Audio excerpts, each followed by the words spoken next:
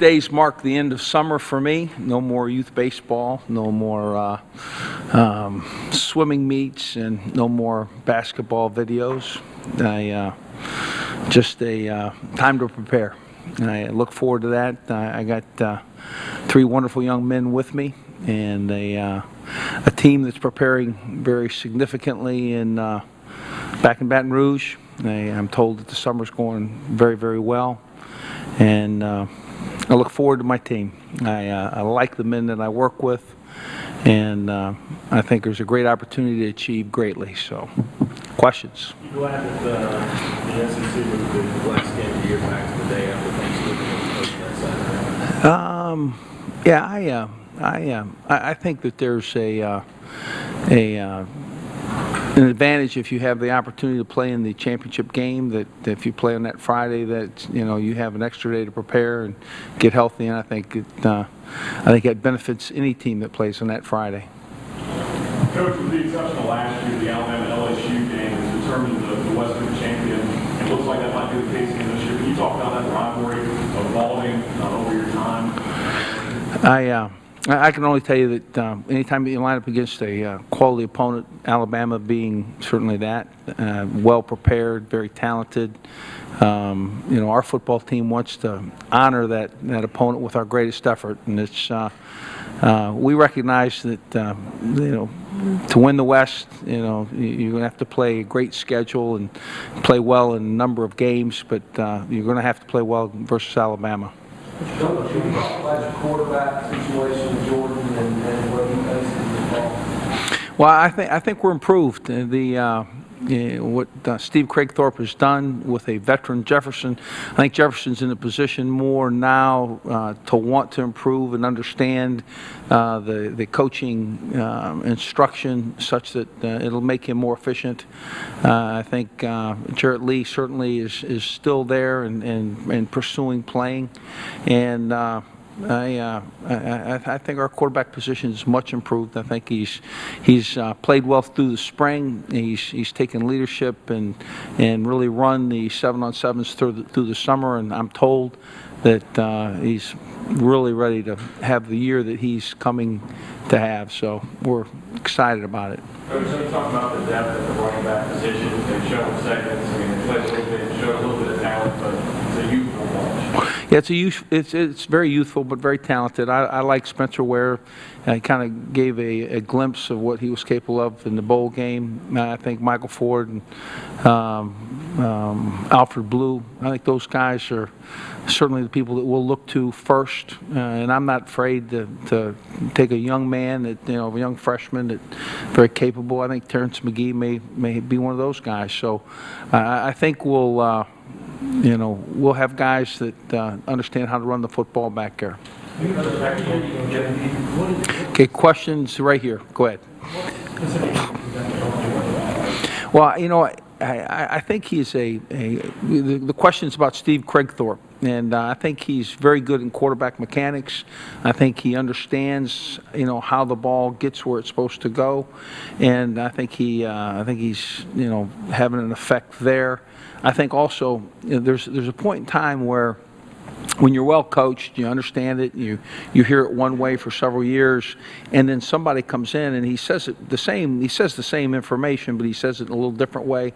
Suddenly you have more experience and ability to absorb, and I think that's really what's happening too. I think Jefferson's really ready to have the year that he's capable of having, and I think Craigthorpe's influence certainly is a reason. Hey, Coach, you have depth across the board. Every position seems to set running backs. Linebackers. Year in and year out, it seems linebackers is an area that compared to the depth you have everywhere else, there doesn't seem to be as much depth in there. Do you agree? Do you disagree? And so, what do you think it is about linebackers? Is it a high school issue inside the state of the league? No, I'm not saying that I'm unhappy with the depth at linebacker. That's your question. I think what happens is when you lose a guy like Kelvin Shepard, who really stands in the middle of that defense for quite some time and is a leader and understands the calls, that there'll be a void in leadership there. But I think Ryan Baker, and we're going to move a guy from the secondary down, kind of like we did in the past, and Carnell Hatcher, and let him, use his speed and physicality to play, and then Lamine Barrow, and there's a number of guys that'll step in there and play extremely well at linebacker.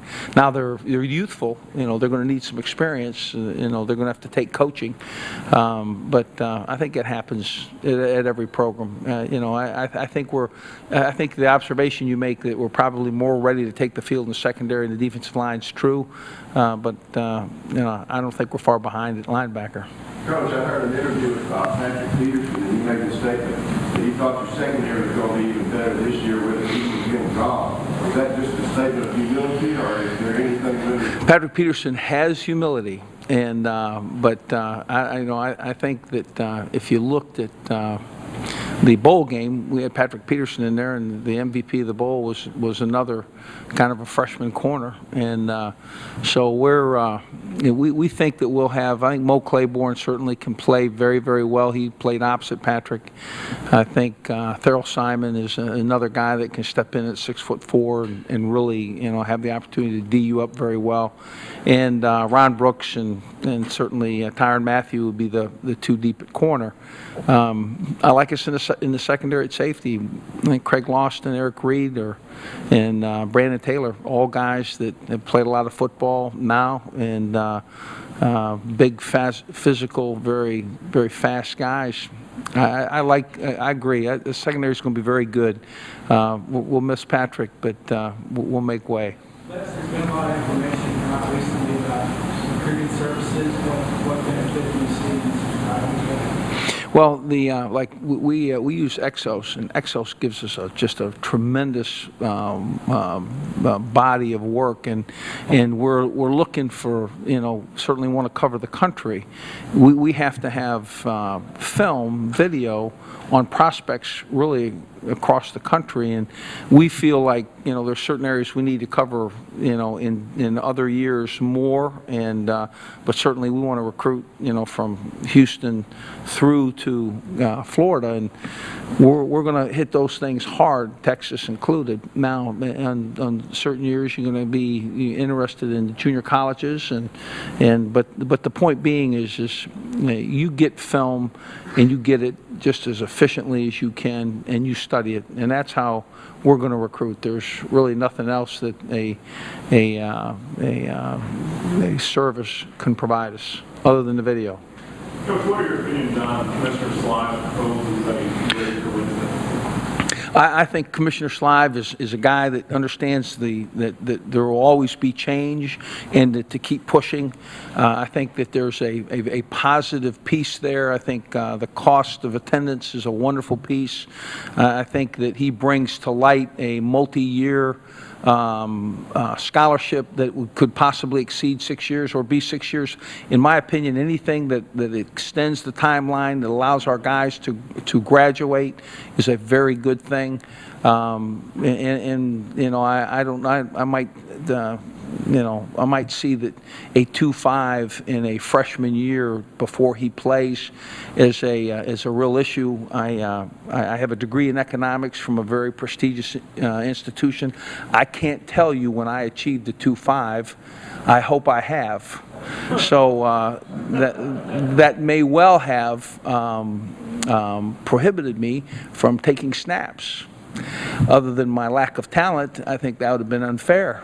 Coach Saban had said that a lot of those things that he proposed yesterday weren't discussed at the SEC meeting. Was some of those a surprise to you? Well, certainly,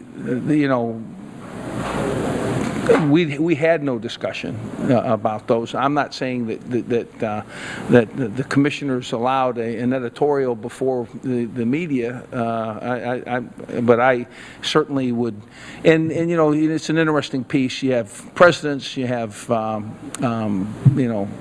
coaches, and so there's a real different view at times on, you know, what makes a quality, you know, educational experience. And to me, I've never been one that felt like college was an elitist position, that college was a place where you learn to develop, learn to improve your skills, and learn to compete in the classroom so that you can compete in society. I think that that's a process that has been going on now for years, and, you know, that 2-point graduate, he's got his degree, and I think that's a wonderful piece. And, you know, not everybody can be a doctor, but, you know, it's nice to have that degree when you pursue advancement in any business. So I don't know. I think the attempt was good. I think it's too big a hurdle for young people to you know, climb. Well, you're right about the last question. You talk about the Alabama rivalry. You talk about the Arkansas series because the last 2 years. Yeah, we seem to have had some of the exciting games, and I can remember triple overtimes, and it just seems like every time we line up, we play those guys very close. Yeah, it's a great rivalry. There isn't any question. What's your opinion about paying players in college? I don't think paying players is the point. I really think it's cost of attendance. Here's the issue. You know, you look at the things that go on, you know, that have certainly marked the newspaper most recently, and you say if a college athlete felt like he had cost of attendance, he was not going to be wealthy, but he was going to live and be able to live, you know, with his means. It takes some of those temptations away from, you know, how do I sell my memorabilia? How do I get my tickets? How do I get my jersey? How do I do that? Well, I'm okay. You know, and maybe that would change the landscape there. I don't know that that's true, but I know that there's an opportunity for us to look at its scholarship and the opportunity for him to have a cost of attendance view. I think it's a positive. I think it's worth discussing. Thank you, sir. Thank you.